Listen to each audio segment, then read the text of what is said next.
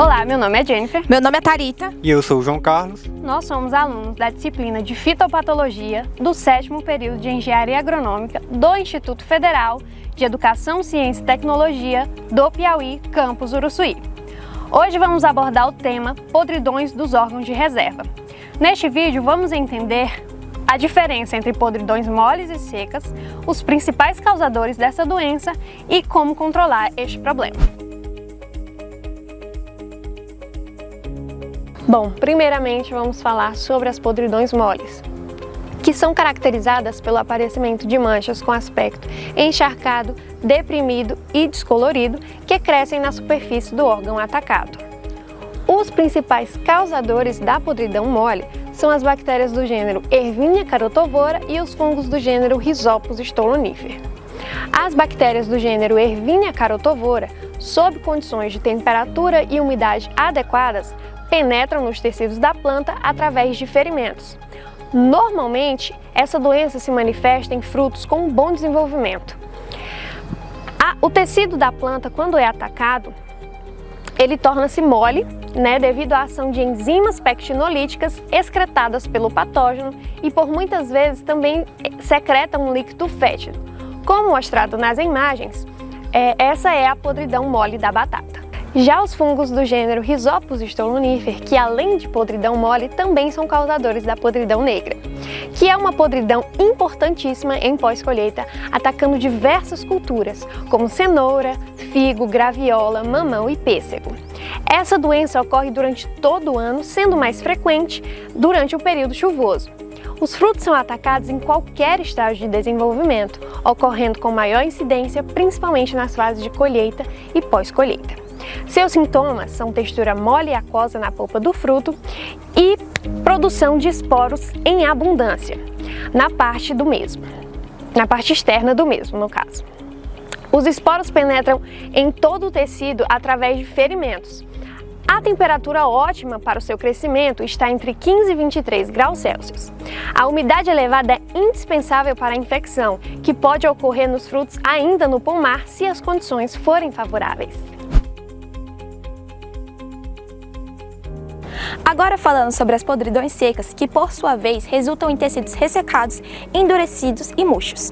Isso acontece em detrimento da produção de micotoxinas, que são toxinas secretadas pelos fungos para a deteriorização dos frutos. Uma observação importante é que eles podem ser tóxicos tanto para a saúde humana quanto para animais quando ingeridos. Um dos principais fungos que a gente pode citar aqui é os fungos do gênero Fusarium e dos Aspergillus, que deteriorizam os órgãos de reserva, além também de inserir toxinas e também, de certa forma, afetar a cor, no caso, dos frutos a serem comercializados. Para exemplo prático, podemos falar sobre a podridão rosada da espiga, que acontece na cultura do milho. Vejamos bem, o milho, o grão começa a perder a sua cor, geralmente mais amarelada, assim ficando mais escurecida, ou esbranquiçada ou amarronzada. Além também de apresentar também ardência, ou seja, frutos com grãos ardidos.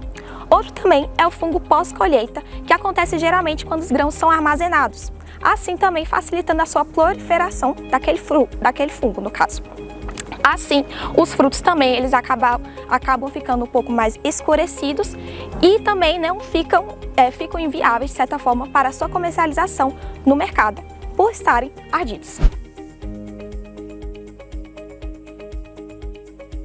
As podridões moles, tanto de origem fúngica quanto bacteriana, são favorecidas por condições de alta umidade e alta temperatura, que favorecem o desenvolvimento da doença, assim como a presença de ferimentos em órgãos suculentos. Assim, medidas de controle são adotadas para controlar principalmente as condições ambientais e controlar que esses frutos fiquem feridos. O controle das podridões deve ser iniciado no campo ainda antes da colheita. A escolha do terreno deve ser levada em consideração, pois a escolha de um terreno com boa drenagem e também um local de menos infestação do patógeno. Promover a rotação de cultura também em áreas de alta população do patógeno deve ser levados em consideração principalmente no caso de doenças bacterianas. O uso de espaçamento adequado que permita a boa aeração da cultura é uma medida indicada para evitar a formação de um microclima agradável para o desenvolvimento da doença, principalmente doenças fúngicas. A aplicação de produtos químicos no fruto, ainda no pé, é uma prática recomendada, pois controlam insetos que podem favorecer o ferimento dos frutos. Quanto ao controle de podridões em sementes, recomenda-se a colheita quando as mesmas apresentarem um baixo teor de umidade, pois a umidade excessiva pode favorecer ao ataque dos patógenos. A estocagem deve ser feita em local arejado e é indicado também a prática da fumigação, pois os insetos podem provocar ferimentos nas sementes, propiciando assim o ataque de agentes causadores de podridões.